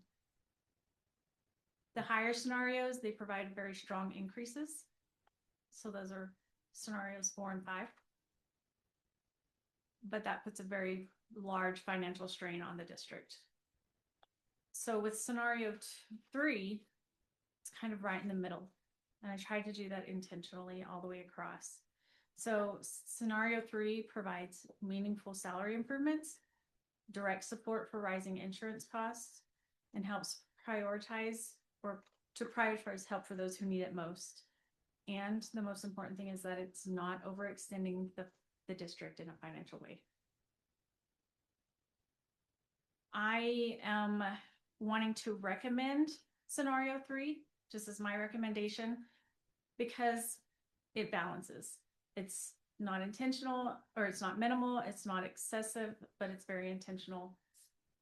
It allows us to protect our vulnerable employees, to maintain consistency, and to support our long-term sustainability.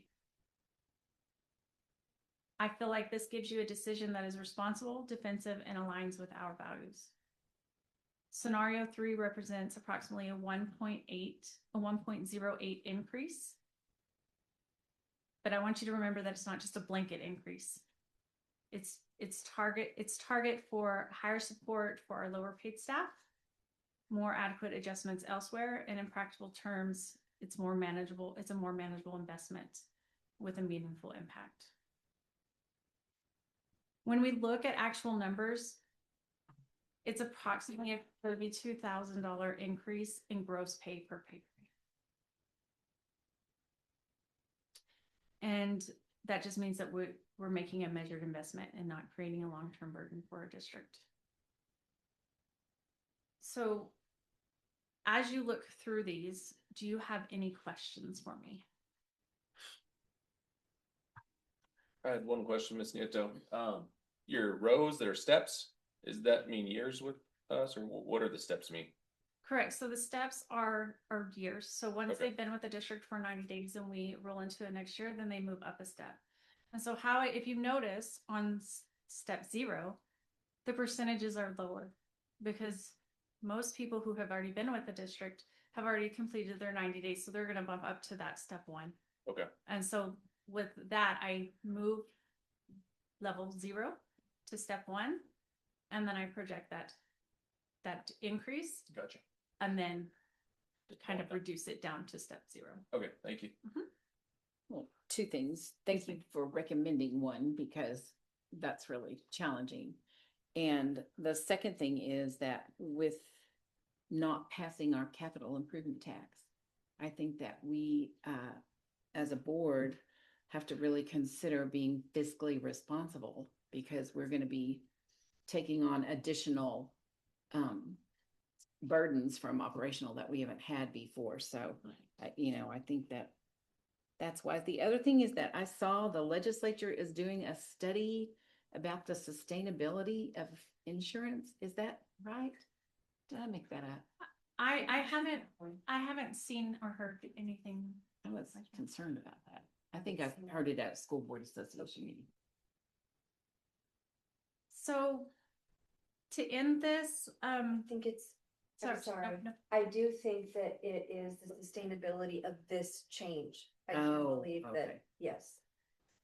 Because it's terrible. Like the cost of insurance is absurd. Sky high, but going up. It's sky high and it increases 9.95% in And October. we give them 1. It's tragic. And it's Yeah. an average, and that's what's, yes. That's what I'm curious. They've already told us it'll go up 9.5% October this year. October this year.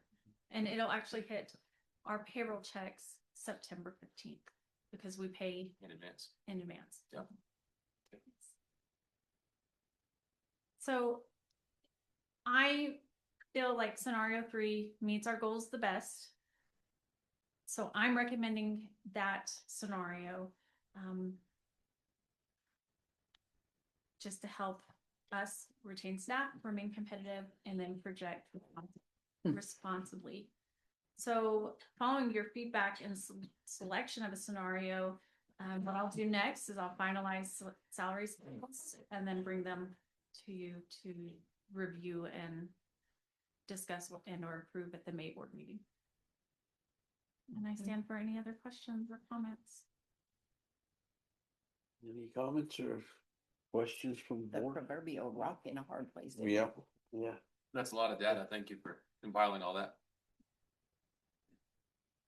Thank you for your recommendation as well. Yes, ma'am. Thank you. Okay, let's see. Mr. Brady, since you're already standing, we'll go ahead and call you up to the podium. He's still standing. We're going hard. I always like to say I bring the good stuff, but the beginning of this meeting was amazing and it just makes your chest puff up when you see all those kids accomplishing and striving and going and working through that adversity. Academics, that's our main focus, but building citizens and competitors out there in the world for a lifetime is the outcome that we all want. So exciting to see that, and want to commend Mrs. Russ for keeping her eye on the ball all these years together and making achievement, academic as well as all the extra a priority for every cabinet meeting that we went into. So thank you, Ms. Russ, for your work and the opportunity to work with you. I've asked Mr. Hill to step up here with me. What you have on the screen is one of a handful of renderings that I put into your board packet, and I want to talk about extending the Lego complex at CHS Main and the reason why. Primarily, we sold a $20 million bond that we're going to start the renovation and replacement of Clovis High School. Woo! And very excited. 70-year-old facility that is going to undergo just a facelift and an upgrade that we cannot even begin to comprehend. We had a group tour through with us last week. Mr. Hill set that up. The name of the architecture firm was Decker. And cannot commend Mr. Hill for his work and his focus and his attention to detail as we get into this process. But Decker went through, we toured every facility. We talked about the plan that I presented to the board, the 3-phase approach, 3 bonds, making sure that we were having the matching funds to the state. We've worked with PSFA. We go to PSCOC, which is Public Schools Capital Outlay Committee, on the 14th of May, so that we can get our matching funds. Mr. Hill has done an amazing job working with PSFA and PSCOC representatives.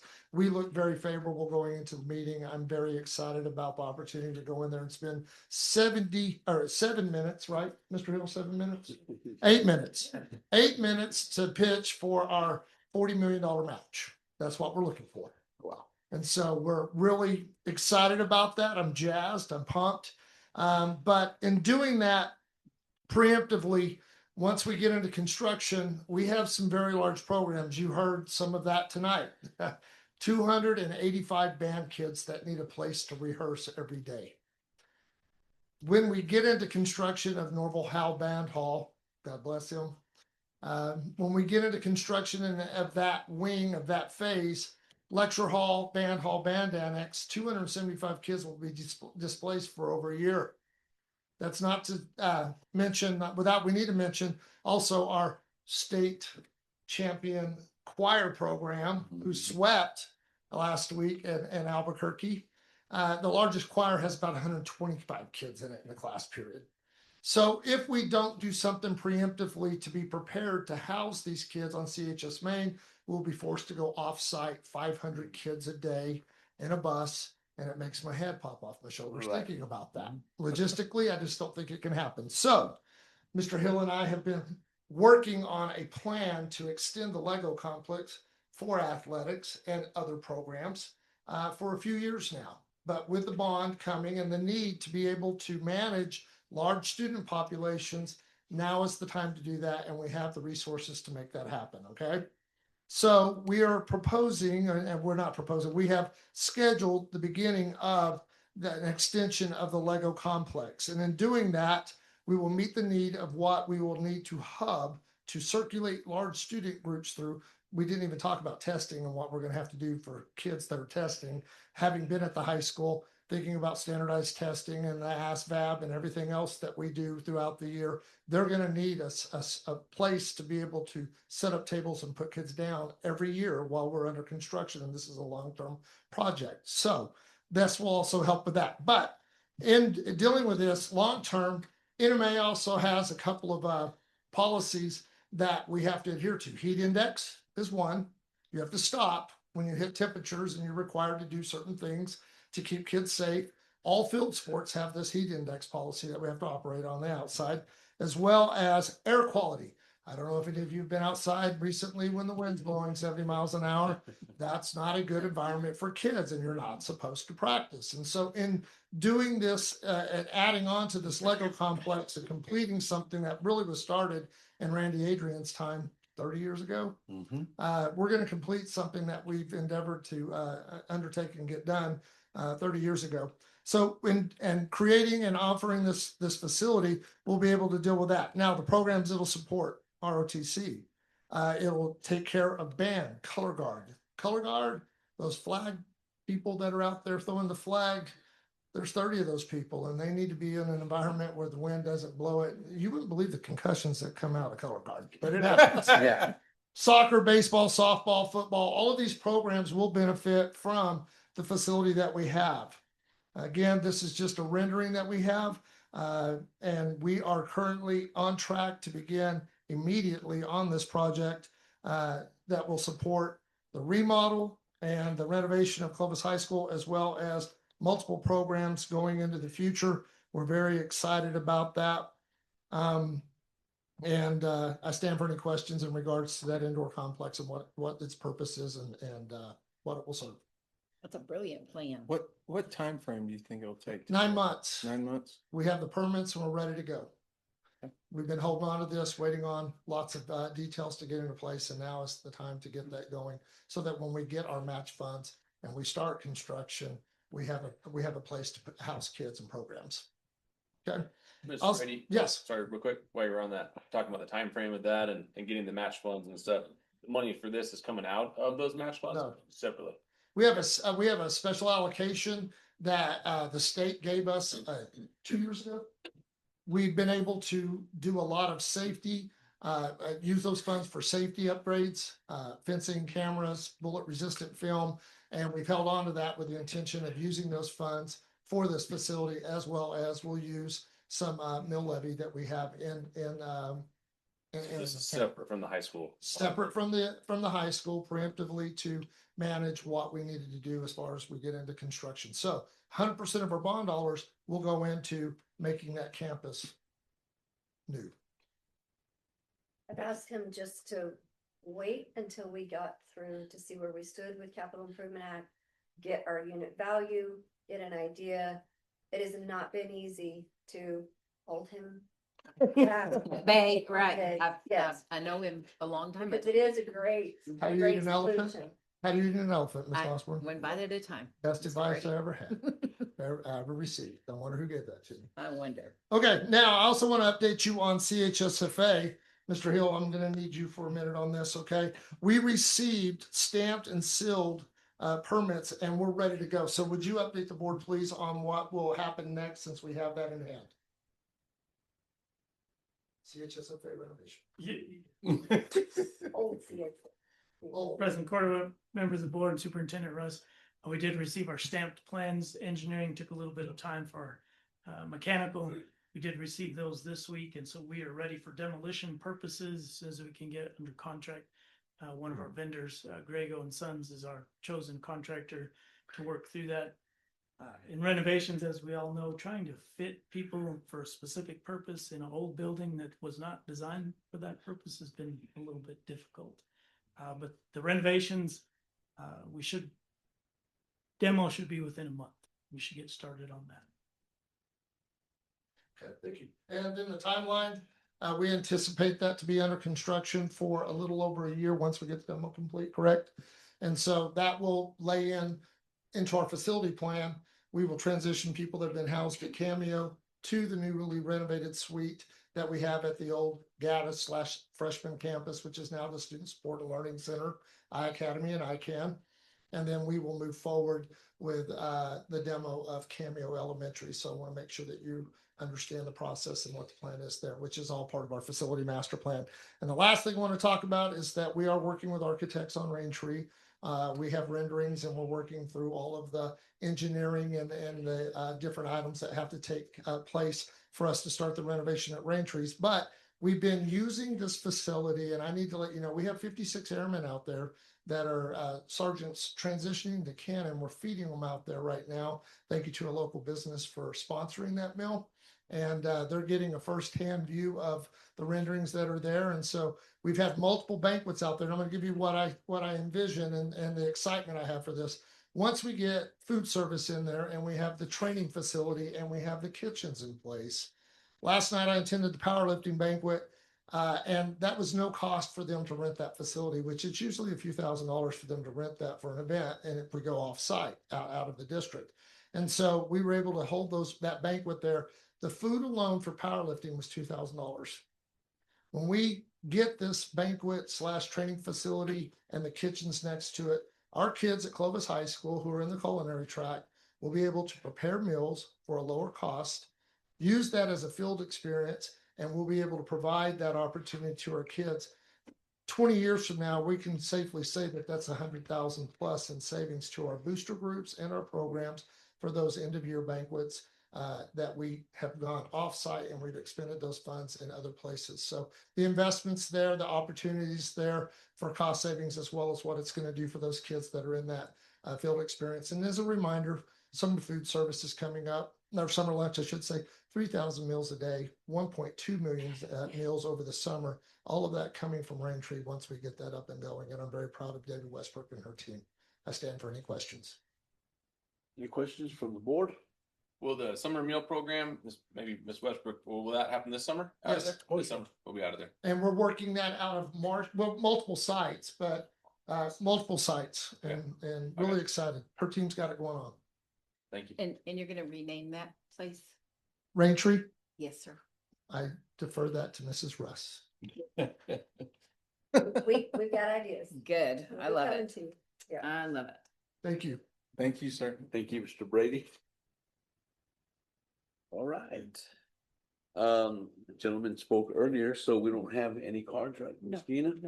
For open forum, and we'll move down to announcements. Okay, May 1st is Friday. Our campuses are closed. Central office though will be open. 12-month employees will be working. May 5th is all choral night at 7 p.m. at the Rock. May 7th, all band night, 7 p.m. at the Rock. May 15th, we have our CCC graduation where we'll recognize our early college high school graduates. May 21st is the last day of school for students.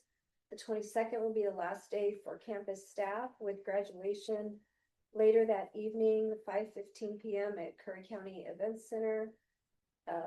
Every office, every campus will be closed on May 25th for the Memorial Day holiday. And we'll reconvene here May 26th for the regular Board of Education meeting scheduled at 5:30 p.m. Okay, and I'd like to just inform you, and the board, that unfortunately I will not be able to be here for graduation. Currently, working with Clovis Community College to open up a trades program, and they've asked me to be their instructor in the electrical field. So I have to go get trained on all the equipment that they are going to have I'm gonna have in the classroom. And that's gonna be the week of graduation. So I'm heartbroken for the kids. That's the best thing about being on the board. For sure. Seeing them kids walk across the stage. But I'm envisioning hopefully helping open up trades for kids who choose to go down that path. Right now in the state, and I think nationally, there is a gap where we are losing tradesmen, heating, refrigeration, just in all the trades, plumbing, and electrical. So I look at this as a big opportunity, but unfortunately I will not be able to attend graduation, and but I know you guys can handle it. We got Miss Osborne here to keep you in line. We got So it. That's right. So with that, we will now move into a recess into executive session. I will ask for a motion. Make a motion that we recess into executive session pursuant to NMSA 10-15-1H2, subject to limited personnel matters. May I have a roll call, please? Yes, sir. Want a second President. first? Better get a second. Oh, first. I'm sorry, I was moving ahead. Motion by Mr. Weigel, a second by Mr. Hamilton. Will we have a roll call, please? Yes, sir. President Cordova? Yes. Vice President Hamilton? Yes. Secretary Martin? Yes. Member Osborne? Yes. Member Weigel? Yes. Okay, and so at this point, we'll move into executive session. Thank you.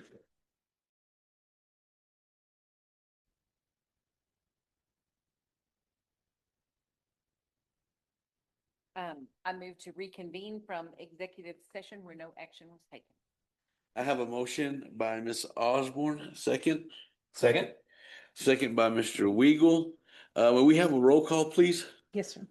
President Cordova? Yes. Vice President Hamilton? Yes. Secretary Martin? Yes. Member Osborne? Yes. Member Weigel? Yes. Okay, so we are back, and now I would ask for a motion to adjourn the meeting. So move. A motion by Mr. Martin, Second. second by Mr. Hamilton. All in favor?